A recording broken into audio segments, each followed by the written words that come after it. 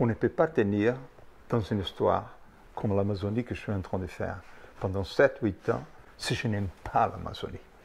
Si on n'est pas profondément motivé pour cette histoire. Il faut qu'on ait une raison majeure dans son esprit pour y aller. Il faut qu'il y ait un justificatif plus grand quand les moustiques sont en train de te piquer, quand tu es dans la brousse, dans un hamac, n'est-ce pas? Et il faut qu'il y ait une raison majeure pour que tu te tiens là-bas et que tu dis non, je marche, je rentre, je ne fais pas ça. Donc, il faut qu'il y ait cette grande motivation. Une fois qu'on a cette grande motivation, c'est notre vie qu'on est en train de vivre.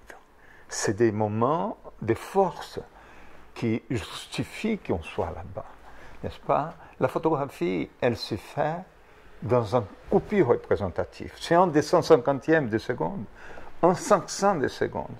Mais pour le faire, on évolue dans un phénomène. On est dans une action. Et dans cette action, on va sélectionner des moments qui vont se passer, des forces, et qu'on arrête, on prend une image, on fait un arrêt de la réalité dans cette coupure, mais on vit avec une intensité énorme ces moments qu'on est en train de vivre.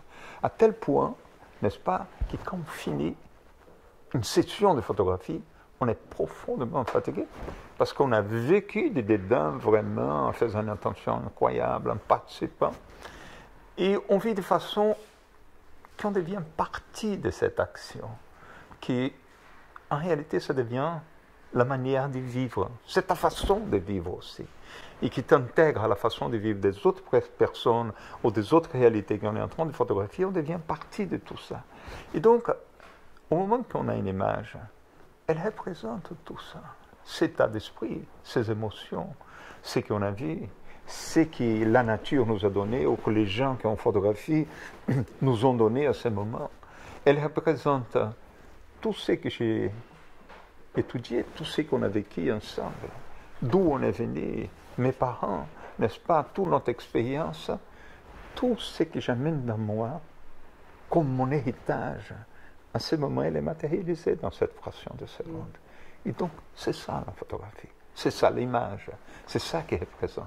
Quand ces photographies, elles sont là, elles ne sont pas là simplement pour être mises ensemble dans un corps de travail qui va plaire ou pas plaire. Ce n'est pas ça. Elles sont là comme une façon de vivre. C'est notre façon de vivre qu'elle a. C'est notre vie qu'elle a. D'abord, il fallait organiser un long voyage au nord de la Namibie, qui nous a pris au moins une trentaine de jours en voiture pour faire une série de choses dans le désert de Damaraland et arriver dans cette région. Et on trouve un guide local. On avait notre guide qui voyageait avec nous dans cette voiture. On avait une grande Land Rover, une 110 longue, avec une remorque, parce qu'il faut avoir tous les temps, il faut vraiment une petite expédition.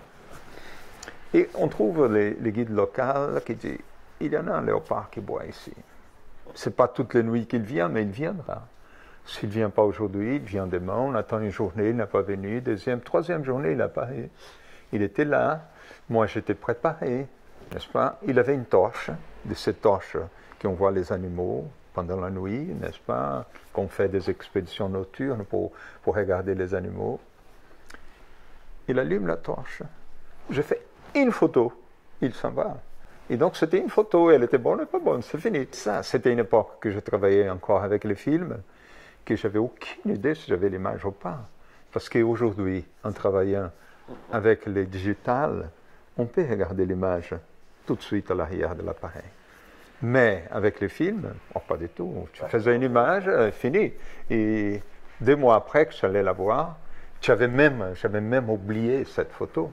Et au moment qu'on développe les films, qu'on regarde sous l'approche des contacts, à ce moment qu'on voit, ouais, j'ai l'image. Tu vois, elle est là. Je suis né dans la nature. J'ai grandi dans la nature. Quand j'étais gosse, par exemple, on partait les matins, les dimanches, quand on n'avait pas de travail à la ferme, on partait à 3 heures du matin avec des copains.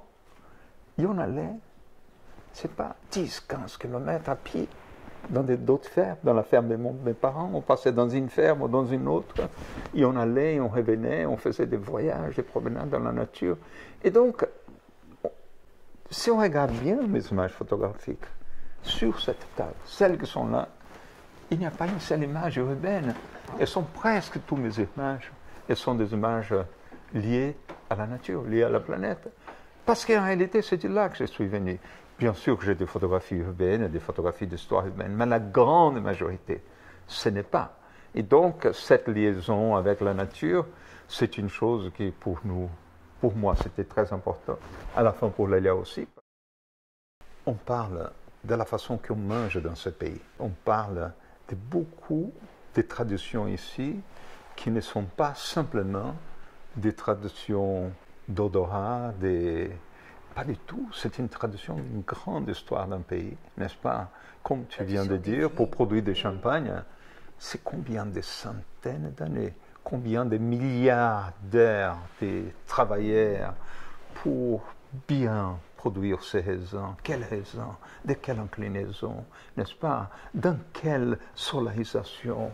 On a dit apprendre. Là-dedans, il y a une connaissance accumulée, mais phénoménale.